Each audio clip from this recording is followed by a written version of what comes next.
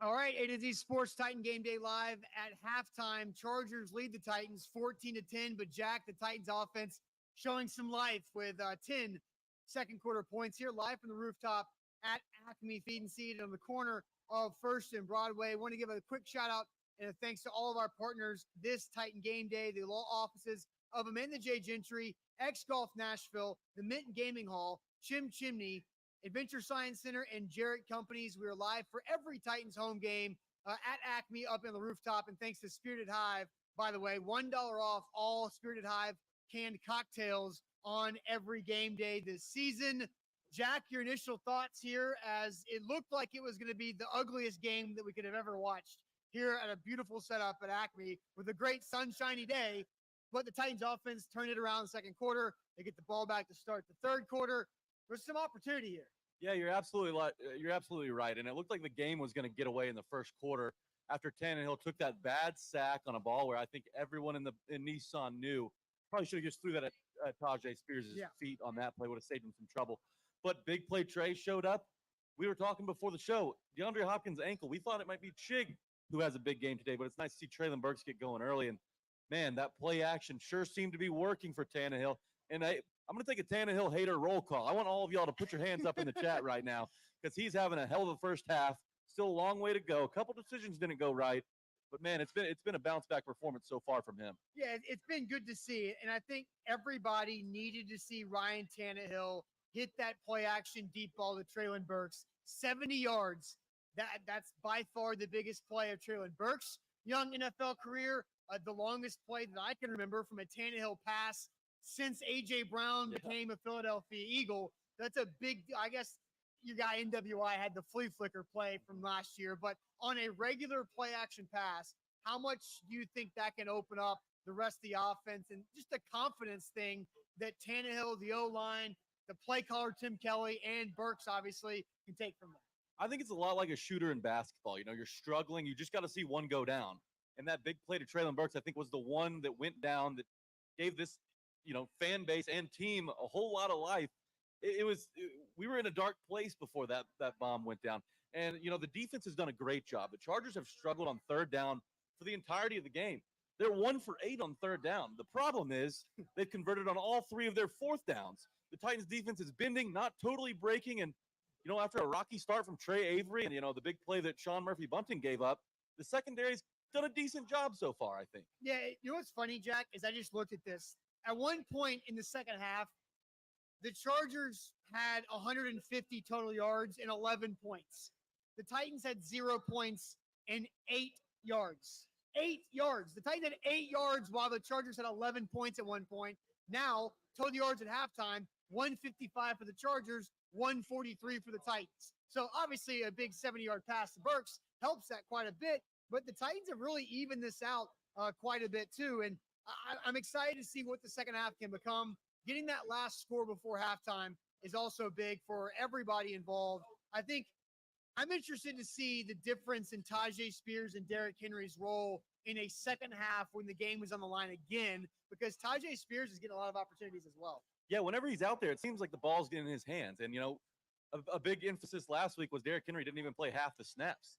Him just being on the field, we've already seen an impact because on that play action pass, the secondary came up. Treylon Burks was over the top. Tannehill threw an incredible ball, and that opened everything up. I think the Chargers have to be wary for that moving forward, which can help you in the mid-range as well. We've seen Nick Westbrook-Akine make a play. So, I like what I see, and they haven't been feeding D-Hop that much, so it's encouraging to see the offense rolling without really utilizing their best player. Yeah, DeAndre Hopkins, only one target, and it went off of his hands. I heard James Lofton on the broadcast saying that Tannehill might have had a shot at D-Hop in the end zone right before half, but clearly missed him. But just 0 catches on 1 target.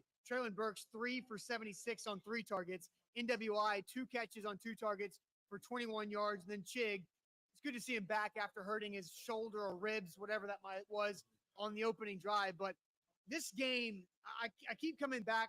This game had a chance to get just dreadful, and Titans fans that think the season's over. There's nothing that can be done about the offensive line. Tannehill's not going to get any help. Tannehill can't do it himself. And I feel like right now, the vibes overall are very different from the first quarter vibes that we talked about on Facebook. Yeah, it took them 5.5 quarters to find the end zone for the first time this season. But now I think you got to feel confident heading into the locker room. Tim Kelly, I think he's called a great game. And, for this offensive line being so shorthanded at key spots, has held up okay. Tannehill's been sacked a couple times. You expect that. Joey Bosa hadn't been on the field a whole lot, although when he has been, he's made an impact. So I do like what I see up front for the Titans O-line. They're able to run the ball efficiently, averaging over 4 yards a carry on the ground. Things are working right. Yeah. They've just got to be efficient in key spots. All right, so I see Troy on Facebook says Tannehill stinks, Austin. Look, Tannehill stunk last week. There's no doubt about that. But in the first half, he's 7 of 8 passing for 100 yards. He was sacked 3 times. But on 2 of those sacks, he had 0 chance.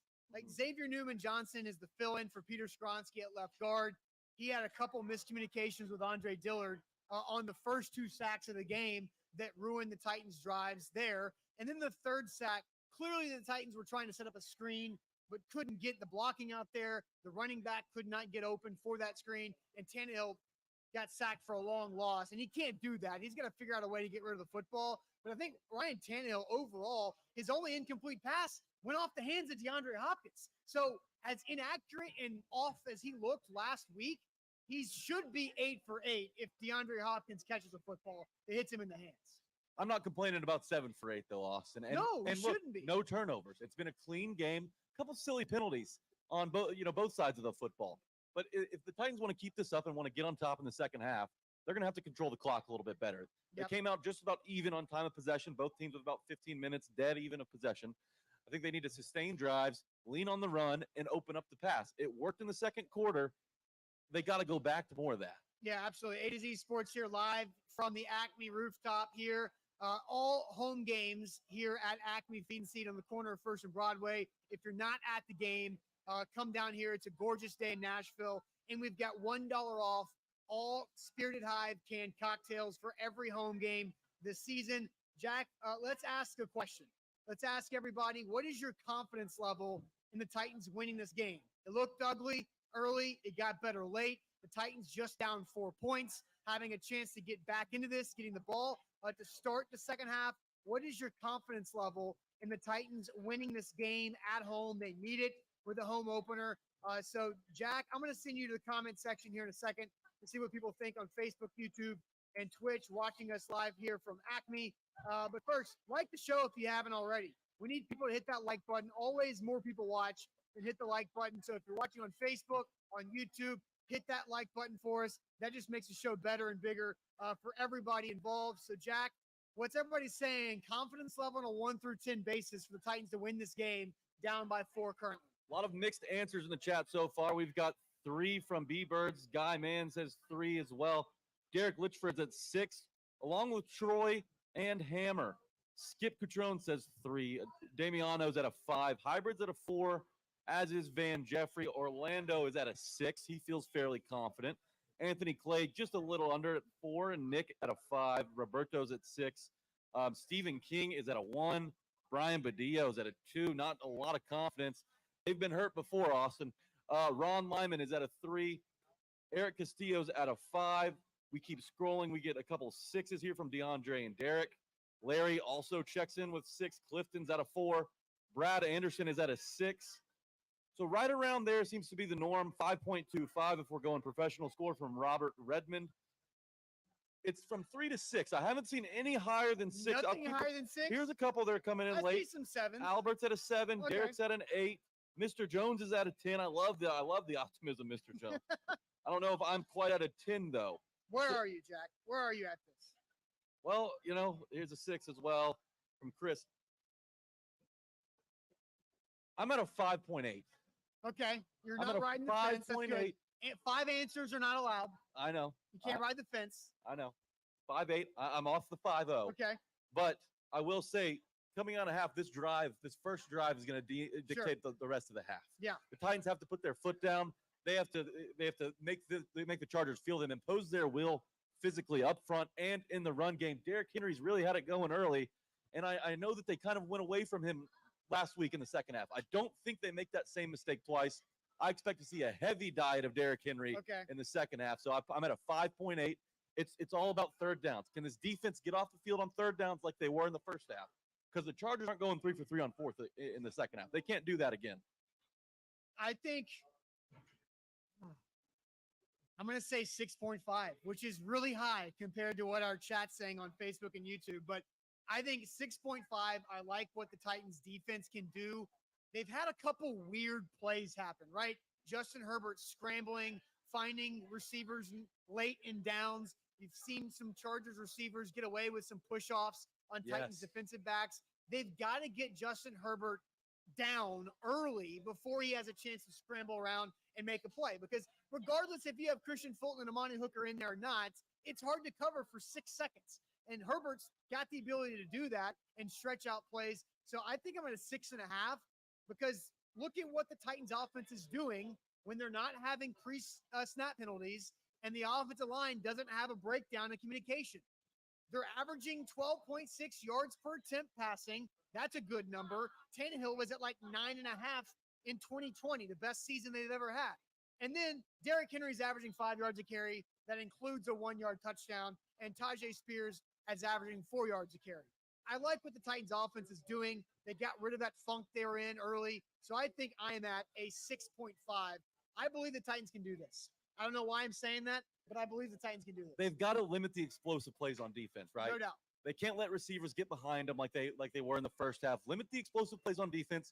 Find 1 or 2 more of those on offense, and you've really got something going. I like the way that this was headed in the second quarter. Give some Titans some momentum heading into the locker room.